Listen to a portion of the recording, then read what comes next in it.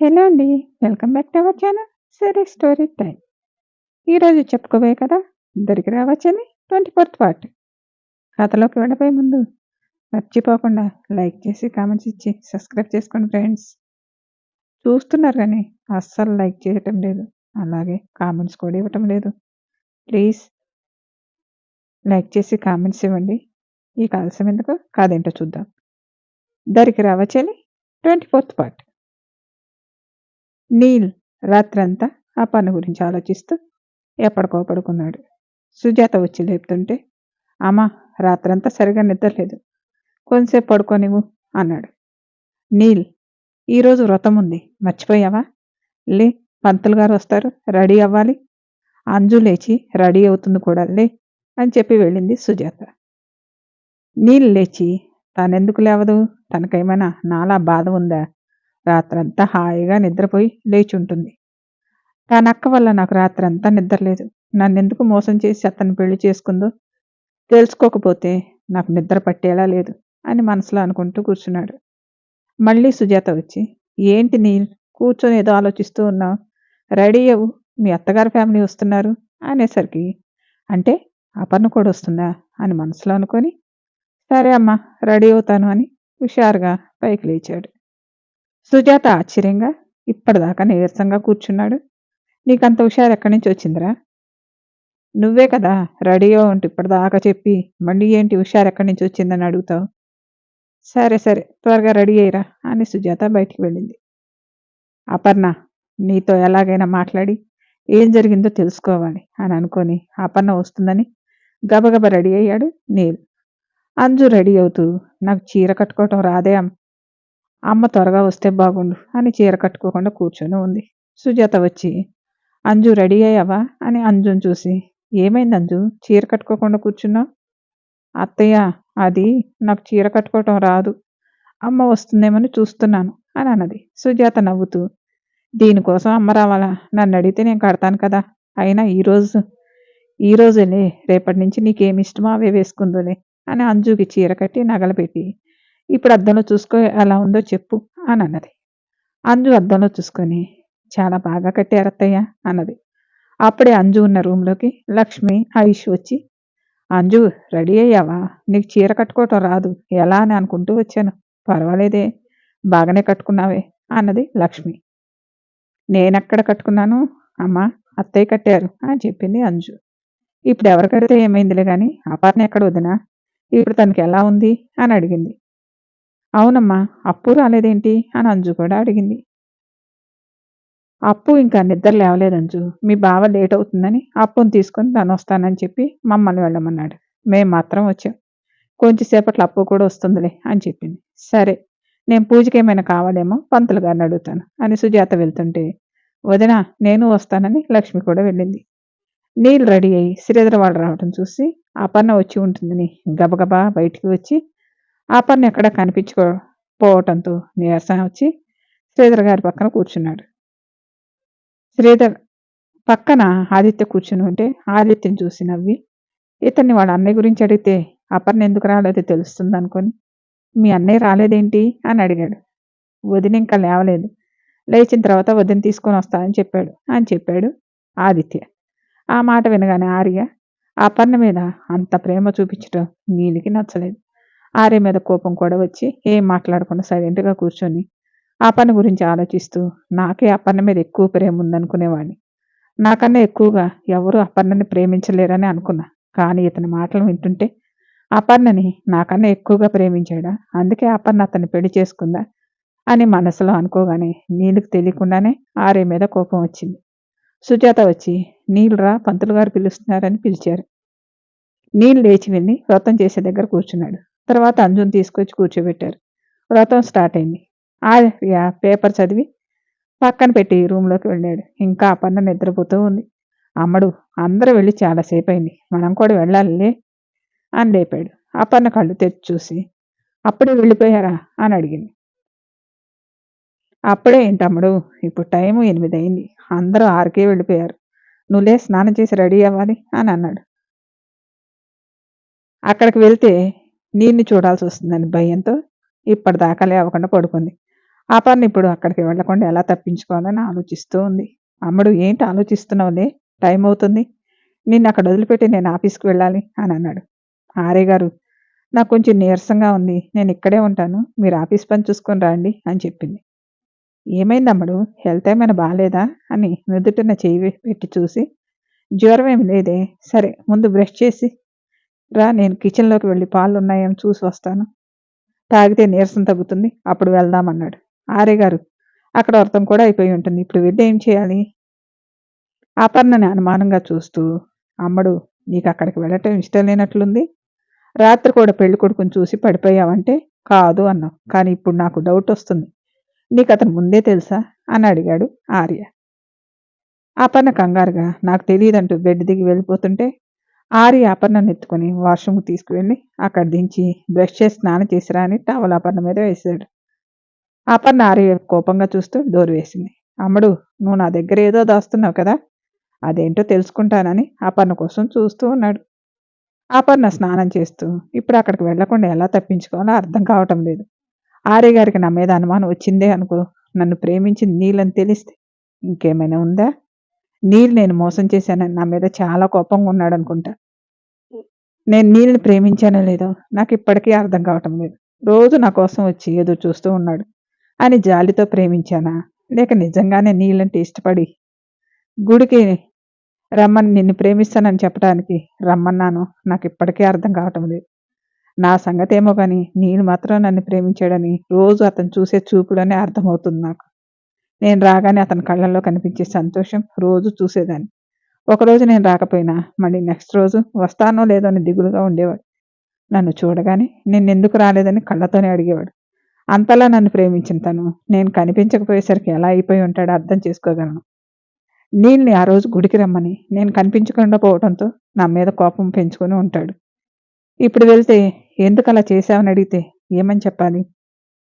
అలా అడుగుతాడా, లేక నేను ఊరికే భయపడుతున్నాను తెలియటం లేదు? వెళ్తే కదా తెలిసేది. అయినా మనం అనుకున్నవన్నీ జరిగితే అది జీవితం ఎందుకు అవుతుంది? ఎవరి తలరాత ఎలా ఉంటుందో ఆ దేవుడు ముందే రాసిపెట్టి ఉంటాడు. అందుకే ఆ రోజు ఆర్య గారు నాకు తెలియకుండా నా మెడలో తాళి కట్టి ఉంటాడు. ఈరోజు నా చెల్లితో నీళ్ళు పెళ్లి జరిగింది. నా చెల్లితో నీళ్ళు సంతోషంగా ఉండాలని నేను కోరుకుంటున్నాను అని ఆలోచిస్తూ స్నానం చేస్తూ ఉంటే బయట నిలబడి ఉన్న ఆర్య, అమ్మడు, నువ్వు పట్టుకుంటే కందిపోయేలా ఉంటావని తెలుసులే, చేసిన స్నానం చాలు కానీ ట్యాంకులో నీళ్లు అయిపోయేలా ఉన్నాయి, తొందరగా బయటికి వచ్చే అని డోర్ కొట్టాడు. ఆర్య అలా పిలవగానే ఆలోచన నుంచి తేరుకొని గబగబా స్నానం చేసి డోర్ తీసింది. అపర్ణ డోర్ తీయగానే ఇవాళకి స్నానం చేయటం అవుతుందో లేదో అనుకున్నాను, పర్వాలేదే వచ్చేసావు అని ఎత్తుకోబోతుంటే ఆర్య గారు, నేను నెమ్మదిగా నడుస్తాలే అన్నది. సరేరా అని ఆర్య చేయి పట్టుకొని తీసుకువచ్చి బెడ్ మీద కూర్చోబెట్టాడు. ఒక విషయం అడగనా అమ్మడు అని అన్నాడు ఆర్య. ఆర్య ఏమడుగుతాడో అర్థం కాక, ఏంటో అడగండి ఆర్య గారు అన్నది. నువ్వు రోజు స్నానం ఇంతసేపు చేస్తావా అని ఆశ్చర్యంగా ఫేస్ పెట్టాడు. అపర్ణ కోపం వచ్చి మూతి ముడుచుకొని కూర్చుంది. ఏంటి అలిగావా అని దగ్గరకు వచ్చి అపర్ణ స్నానం చేస్తున్నప్పుడు కిచెన్లోకి వెళ్ళి పాలు కలుపుకొని తీసుకువచ్చాడు. ఆ పాల గ్లాసు అపర్ణ ముందు పెట్టి ఇవి తాగమ్మడు అన్నాడు. నాకేం వద్దు అన్నది. నేనేదో సరదాగా అన్నాను, చిన్నపిల్లల ఏమిటి అలక, అమ్మడు తాగు అంటూ నోటి దగ్గర పెట్టాడు ఆర్య. ఆర్య అలా పెట్టేసరికి అపర్ణకి తాగక తప్పలేదు. పాలు తాగి గ్లాస్ పెట్టడానికి లేవబోతుంటే ఇలా ఇవ్వని తీసుకొని టేబుల్ మీద పెట్టాడు. నీళ్ళు వ్రతం మీద కూర్చున్న మనసంతా అపర్ణ కోసం ఎదురు చూస్తూ ఉంది. వ్రతం మీద కూర్చున్న గుమ్మం వైపే చూస్తూ ఉన్నాడు. అలా గుమ్మం వైపు చూస్తూ ఉండటం అంజు చూసి, ఈయన గారు ఎవరి కోసం గుమ్మం వైపు అలా చూస్తున్నాడు అని మనసులో అనుకుంది. పంతులు గారు అయితే నీళ్ళని అడిగారు, నాయనా, నువ్వు అలా పూజ మీద దృష్టి పెట్టకుండా గుమ్మం వైపు చూస్తే ఎలా, వచ్చేవాళ్ళు వాళ్ళే వస్తారు, కానీ నువ్వు పూజ మీద లగ్నం చేయి అన్నారు. నేను అనాలి అనుకున్నది పంతులు గారే అన్నారు. అయ్యగారికి బాగా అయింది అని మనసులో అనుకుంది అంజు. లక్ష్మి ఇంకా అపర్ణ రాకపోయేసరికి ఆదిత్య దగ్గరకు వెళ్ళి, అన్నయ్య వాళ్ళు ఇంకా రాలేదు, ఒకసారి కాల్ చేయి, అన్నయ్య వాళ్ళు ఇంకా రాలేదు, ఒకసారి కాల్ చేయి ఆదిత్య, అప్పుకి ఎలా ఉందో ఏంటో అని చెప్పింది లక్ష్మి. సరే అత్తయ్య, నేను ఇప్పుడే చేస్తానని బయటికి వెళ్ళి ఆర్యకి కాల్ చేశాడు. ఆర్య ఫోన్ ఆన్ చేసి ఏంటి ఆదిత్య అని అడిగాడు ఆర్య. అన్నయ్య ఇంకా రాలేదేమిటి? అత్తయ్య గారు అడిగారు. వస్తున్నాం ఆదిత్య. ఇంకొక అరగంటలో అక్కడ ఉంటామని చెప్పాడు. సరే అన్నయ్య అని ఫోన్ పెట్టేసి లోపలికి వెళ్ళి, అత్తయ్య అన్నయ్య వాళ్ళు ఇంకొక అరగంటలో వస్తారంట అని లక్ష్మితో చెప్పటం నీళ్ళు విని మనసులో అపర్ణని చూడాలంటే ఇంకొక అరగంట ఆగాలి. అయినా అందరూ వచ్చినప్పుడు తను ఇప్పటిదాకా రాకుండా ఏం చేస్తుందో నాకు చూడాలని తొందర ఉంటుంది కానీ తనకెందుకుంటుంది? అప్పుడు బస్ స్టాండ్‌లో కూడా అలాగే వెయిట్ చేసేవాడిని. ఆమె తీరిగ్గా వచ్చి ఫ్రెండ్స్‌తో మాట్లాడుతూ నన్ను చూసి నవ్వేది. ఆ నవ్వు కోసం ఎంతసేపైనా అలా వెయిట్ చేసేవాడిని అని మనసులో అపర్ణ గురించి ఆలోచిస్తూ పక్కన ఉన్న అంజు సంగతి, పూజ జరుగుతున్న విషయం కూడా మర్చిపోయాడు. అమ్మడు ఆది కాల్ చేశాడంటూ లోపలికొచ్చేసరికి అపర్ణ చీర కట్టుకోవటానికి నానా అవస్థలు పడుతూ ఉండటం చూసి ఆర్యకు నవ్వు వచ్చి నవ్వాడు. అసలే చీర సరిగా రాలేదని చిరాకులో ఉన్న అపర్ణకు ఆర్య అలా నవ్వగానే కోపం వచ్చి ఎందుకు నవ్వుతారు అన్నది. చీర కట్టుకోవటానికి కూడా అంత కష్టపడుతుంటే నవ్వురాక ఏమొస్తుంది చెప్పు అన్నాడు. చీర కట్టుకోవటం అంటే అంత ఈజీ అనుకున్నారా? ఒకసారి మీరు కడితే తెలుస్తుంది అన్నది. అవునా? అంత కష్టమా? ఒకసారి కట్టనివ్వు. ఆ కష్టమేంటో నేను చూస్తాను అని అన్నాడు. అపర్ణ నవ్వుతూ మీరు చీర కడతారా? ఈరోజు మనం వెళ్ళినట్లే అని అన్నది. వెళ్తామో లేదో నువ్వే చూస్తావు కదా అని అపర్ణ దగ్గరకొచ్చి ఫోన్లో యూట్యూబ్ ఆన్ చేసి అపర్ణ చేతిలో కుర్చీలు పోసి పట్టుకున్న చీరను తీసుకున్నాడు. ఆర్య అలా తీసుకోగానే అపర్ణకు సిగ్గుగా అనిపించి చేతులు 2 హృదయానికి అడ్డుగా పెట్టుకుంది. ఆర్య అదేమీ పట్టించుకోకుండా తన దృష్టి అంతా ఫోన్ మీద ఉంచి ఫోన్లో చూపినట్లు పళ్ళు స్టెప్స్ పెట్టి అపర్ణను పిన్నడిగి తీసుకొని అపర్ణ చేతులు అడ్డుగా పెట్టుకొని ఉండటం చూసి చేతులు తీసి అమ్మడు ఇది ఎలా పెట్టాలి అన్నాడు. అపర్ణ చేతులు తీసి ఆర్య వైపు చూస్తూ ఉంది. ఆర్య మాత్రం తన ధ్యాసంతా చీర కట్టడంలో ఉండటం చూసి అపర్ణకు ఆశ్చర్యం వేసింది. పిన్నితో పెట్టేసి చీర పట్టుకొని ఫోన్లో చూపినట్లు కుచ్చిడి పోస్తుంటే అపర్ణ కన్నార్పకుండా ఆర్యను చూస్తూ ఉంది. ఆర్య మాత్రం తాను చేసే పని మీదే ధ్యాస పెట్టాడు కానీ అపర్ణ వైపు అస్సలు చూడలేదు. కుర్చీళ్ళన్నీ పోసి కుర్చీళ్ళకి పిండి పెట్టి అపర్ణ కుర్చీళ్ళు పోయటం అవటం చూసి తను తీసుకొని దోపుకుందాం అనుకోలోపు ఆర్య పెట్టేశాడు. ఆర్య అలా చేయగానే అపర్ణ గుండె జల్లుమన్నది. గుండె వేగం అమాంతంగా పెరిగిపోయింది.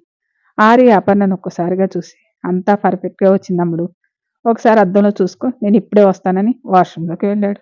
ఆర్య అలా వెళ్ళగానే అపర్ణ టక్కున బెడ్ మీద కూర్చొని ఊపిరి తీసుకుంటూ గుండె మీద చేయి వేసుకొని ఎందుకే అంత స్పీడ్గా కొట్టుకుంటున్నావు? ఇప్పుడు ఏమైందని? కట్టింది ఆయనే, కట్టిన ఆయన బాగానే ఉన్నారు, నీకెందుకు ఏసీలో కూడా చెమటలు పట్టాయని టవల్తో మొహం తుడుచుకుంది. ఆర్య చీర కట్టిందే మనసులో పదే పదే మెదులుతూ మనసును గిలిగింతలు పెడుతుంటే ఏమైంది నాకు ఇలా అవుతుంది? ఆర్య గారు వాష్రూమ్లోకి వెళ్ళి చాలాసేపు అయింది, ఇంకా రాలేదు. అయినా ఆర్య గారు స్నానం చేశారు కదా, మళ్ళీ ఏంటి షవర్ సౌండ్ వస్తుంది అని వెళ్ళి డోర్ కొట్టింది. ఆర్య గారు ఏం చేస్తున్నారు, తొందరగా రండి అన్నది. వస్తున్నానని చెప్పిన లోపల ఆర్య షవర్ కింద నిలబడి అమ్మడు నువ్వు చీర కట్టుకుంటుంటే నా పాటికి నేను సైలెంట్గా ఉండొచ్చు కదా, నేను కడతానని ఎందుకు అనటం, ఇప్పుడు ఇలా షవర్ కింద నిలబడటం ఎందుకు అని తనలో తను మాట్లాడుకుంటూ అమ్మడిని అలా చూస్తూ నన్ను నేను కంట్రోల్ చేసుకుంటూ చీర కట్టాను. ఇక అక్కడ ఉంటే ఏం చేస్తానో భయం వేసి ఇలా వాష్రూమ్లోకి వచ్చాను. నాలో చెలరేగిన అలజడులు తగ్గేదాకా ఇక్కడే ఉండాలి, లేకపోతే వ్రతమేమో కానీ ఇక్కడే మా ఫస్ట్ డే అయ్యేలా ఉంది అని మనసులో అనుకుంటూ అలానే ఉన్నాడు. బయట అపర్ణకు చూసి చూసి మళ్ళీ వాష్రూమ్ డోర్ కొట్టి ఆర్య గారు డోర్ తీయండి, అసలు మీరేం చేస్తున్నారు అని అడిగింది. అపర్ణ అలా పిలవగానే ఇంకా బయటికి రాక తప్పక డోర్ తీశాడు. ఆర్యను తడి బట్టల్లో చూసి ఏంటి ఆర్య గారు ఇలా బట్టల మీద స్నానం చేశారు, అయినా ఉదయం చేశారు కదా, మళ్ళీ ఎందుకు చేశారు అని నెమ్మదిగా వెళ్ళి టవల్ తీసుకొని వచ్చింది. ఆర్య డోర్ వేసి బట్టలు తీసేసి టవల్ కట్టుకొని బయటికి వచ్చాడు. ఆర్య వచ్చేలోపు బట్టలు తీసి పెట్టింది. ఆర్య బయటికి తుమ్ముతూ వచ్చి అపర్ణ పెట్టిన బట్టలు తీసుకొని వేసుకున్నాడు. అప్పటికే ఒక 10 సార్లు తుమ్మాడు. గంటలు గంటలు షవర్ కింద నిలబడితే తుమ్ములు రాకేమొస్తాయని ఇలా కూర్చుని తల తుడుస్తానంది. ఏమొద్దులే అవే తగ్గిపోతాయి, పద వెళ్దామన్నాడు. ఆర్య గారు నా మాట వింటారా లేదా, ముందు వచ్చి ఇక్కడ కూర్చోండి అన్నది. అమ్మడు నీ మంచికే చెప్తున్నా, ఈరోజు నాకు కొంచెం దూరంగా ఉండు, ఆ టవల్ ఇలా ఇవ్వు, నేనే తుడుచుకుంటాను. ఏమైంది ఆర్య గారు, మీకు తుడుచుకోవటం రావటం లేదే అనే కదా నేను తుడుస్తానంటున్నాను, దానికే నేనేదో తప్పు చేసినట్లు దూరంగా ఉండంటారేంటి అని అలిగి బెడ్ మీద కూర్చుంది అపర్ణ. నువ్వు తప్పు చేశావని కాదమ్ముడు. నీకెందుకు అంటున్నాను. నీకా నేనెందుకు అంటున్నానో నీకు అర్థం కావటం లేదు అని అనుకోని అలిగి కూర్చున్న అపర్ణ దగ్గరికి వెళ్ళి, సరే తుడు అని బెడ్ మీద కూర్చున్నాడు. బుద్ధిమంతుడిలా చెప్పిన మాట వినాలి అని ఆర్య ఎదురుగా నిలబడి చీర పళ్ళు దప్పుకొని టవల్‌తో తల తుడుస్తూ చిన్న పిల్లాడిలా నీళ్ళలో తడవటం ఏంటో నాకు అర్థం కావటం లేదని టవల్ తీసింది. టవల్ అలా తీయగానే ఎదురుగా తెల్లగా మెరుస్తూ అపర్ణ నడుము కనిపించింది. అప్పటిదాకా ఎంతో కంట్రోల్‌తో ఉన్న ఆర్య అలా చూడగానే కంట్రోల్ తప్పేశాడు. ఆర్య అపర్ణ నడుముని 2 చేతులతో పట్టుకొని దగ్గరకు లాక్కొని ముద్దు పెట్టాడు. ఆర్య చేతులు నడుము మీద పడగానే అపర్ణ షాక్ అయ్యి నోట్లో నుండి మాట రాలేదు. డాడీ ఆర్య ముద్దు పెట్టేసరికి గుండె స్పీడ్ పెరిగి ఒళ్ళంతా చెమటలు పట్టింది. అపర్ణ ఏమీ అనకపోయేసరికి ఆర్య అలానే పట్టుకొని తల ఆనించి కూర్చున్నాడు. అపర్ణ కూడా అక్కడి నుంచి కదలకుండా అలాగే నిలబడి ఉంది. ఆర్య జేబులో ఉన్న ఫోన్ రింగ్ అయ్యేసరికి ఇద్దరు ఉలిక్కిపడ్డారు. ఆర్య అపర్ణను వదిలేసి ఫోన్ తీసి హలో అన్నాడు. అపర్ణ మనసులో ఏదో తెలియని కంగారు మొదలై రూమ్‌లో నుంచి నెమ్మదిగా బయటికి నడుచుకుంటూ వచ్చి గుండె దడదడ కొట్టుకుంటుంటే సోఫాలో కూర్చొని మొహానికి పట్టిన చెమటను తుడుచుకుంది. బయలుదేరాం ఆది వస్తున్నాం అని ఫోన్ పెట్టేసి నేను చేసిన పనికి అమ్మడు ఏమనుకుందో నేనెంత చెప్పినా వినలేదనుకుంటూ బయటికి వచ్చాడు. అపర్ణ సోఫాలో కూర్చొని ఉండటం చూసి దగ్గరకొచ్చి అమ్మడు వెళ్దామా అన్నాడు. అపర్ణకి ఇంకా గుండెలో దడ తగ్గలేదు. లేచి నిలబడి సరే అని తలూపింది. ఆర్య వెళ్తుంటే ఆర్య వెనక అపర్ణ నడుస్తూ వెళ్ళింది. కారు దగ్గరికి వెళ్ళి డోర్ తీసి అపర్ణ ఎక్కలేదని అపర్ణను అడగకుండానే అపర్ణను ఎత్తుకొని కారులో కూర్చోబెట్టాడు. ఆర్య తనని ఏమి అడగకుండా ఎత్తుకొని కూర్చోబెట్టేసరికి ఆర్యను కోపంగా చూసింది. ఇప్పుడు నువ్వు దేనికి కోపంగా చూస్తున్నావు? ఇందాక జరిగిన దానికా లేకపోతే ఇప్పుడు చేసిన దానికా అని అడిగాడు. ఆర్య అలా అడుగుతాడని తెలియక నేను దేనికి కోపంగా ఉన్నానని ఆలోచిస్తూ కూర్చుంది. అపర్ణ ఆలోచించటం చూసి మీ చెల్లి వాళ్ళ ఇల్లు వచ్చేదాకా ఆలోచిస్తూ కూర్చో అని మనసులో అనుకొని కారు స్టార్ట్ చేశాడు. నీళ్ళు మాత్రం అపర్ణ ఇంకా రాలేదని చాలా అసహనంగా ఉన్నాడు. వ్రతమైన తర్వాత శ్రీధర్ వాళ్ళు బట్టలు పెట్టారు. పంతులు గారు వెళ్ళి మార్చుకొని రమ్మన్నారు. నీళ్ళు లేచి బట్టలు తీసుకొని విసురుగా తన రూమ్‌లోకి వెళ్ళాడు. అపర్ణ రాత్రి నన్ను చూసింది కదా! నాకు తనను చూసిన దగ్గర నుంచి ఎప్పుడెప్పుడు తనని చూడాలని ఎంత ఆత్రంగా ఎదురు చూస్తూ ఉంటే తనకు మాత్రం నన్ను చూడాలని అస్సలు లేదు. అందుకే కదా మధ్యలో నన్ను వదిలేసి వెళ్ళి వేరే ఎవరినో పెళ్లి చేసుకొని హాయిగా ఉంటుంది. నన్ను చూసిన తర్వాత కూడా నాకులా నన్ను చూడాలని అనిపించలేదా? అలా అనిపిస్తే నన్ను చూడాలని ఎప్పుడో వచ్చేది. నాకే ఎందుకు తనంటే అంత పిచ్చి ప్రేమ? తనలా నేను ఉండొచ్చు కదా! అలా ఉండలేకపోతున్నాను. రాత్రి నుంచి ఎప్పుడు తెల్లవారుతుందా? ఎప్పుడు తనని చూద్దామని ఒకటే ఆరాటంగా ఉంది. తను లేకపోతే ఏమైంది? నాకు ఉంది. తనని చూసేదాకా నాకు మనసు కుదుట పడదు అని బెడ్ మీద కళ్ళు మూసుకొని పడుకొని ఉన్నాడు. సుజాత డోర్ కొట్టి నీల్ ఇంకా అవ్వలేదా? అంజు చీర కూడా మార్చుకొని వచ్చింది అని పిలిచారు. అమ్మకు నా మనసులో బాధ తెలియదు. నాకు పెళ్లి వద్దంటే బలవంతంగా చేసింది. నాకు ఈ పెళ్లి ఒక నరకంలా ఉంది. నా పక్కన నా అపర్ణను తప్ప ఎవరిని ఊహించుకోలేను అని లేచి బట్టలు వేసుకొని బయటకు వచ్చేసరికి ఆర్య అపర్ణ చేయి పట్టుకొని తీసుకొస్తూ ఉన్నాడు. నీల్ నిలబడి చూస్తూ రాత్రి సరిగా చూడలేదు కానీ అపర్ణ ఇంతకు ముందు కన్నా ఇప్పుడు ఇంకా చాలా అందంగా ఉంది. ఈ యెల్లో కలర్ శారీలో మెరిసిపోతూ ఉంది. పక్కన ఆర్యని చూడగానే నేను ఉండాల్సిన ప్లేస్‌లో నువ్వు ఉన్నావు అని కోపంగా మనసులో అనుకొని అలాగే నిలబడి ఉంటే నీల్ పంతులు గారు పిలుస్తున్నారా అని సుజాత పిలిచింది. అమ్మకు వేరే పనేమీ లేదు అని వెళ్ళాడు. అపర్ణ రావటం చూసిన లక్ష్మి ఏంటప్పు ఇంత లేట్ అయింది? పూజ కూడా అయిపోయింది అని అపర్ణను తీసుకొని వ్రతం జరిగే దగ్గరకు వచ్చింది. అపర్ణ మాత్రం ఆర్య చెయ్యి వదలకుండా తనతో పాటు తీసుకొచ్చింది. ఆర్య అపర్ణ చెవిలో ఇక్కడ ఆడవాళ్ళంతా ఉన్నారమ్మడు. నేను బయట కూర్చుంటానన్నాడు. వద్దు ఇక్కడే ఉండండి అన్నది. అపర్ణ ప్రవర్తనలో వచ్చిన మార్పు ఆర్య గమనిస్తూ ఉన్నాడు. కానీ ఎందుకు అలా చేస్తుందో తెలియటం లేదు ఆర్యకి. Story continue.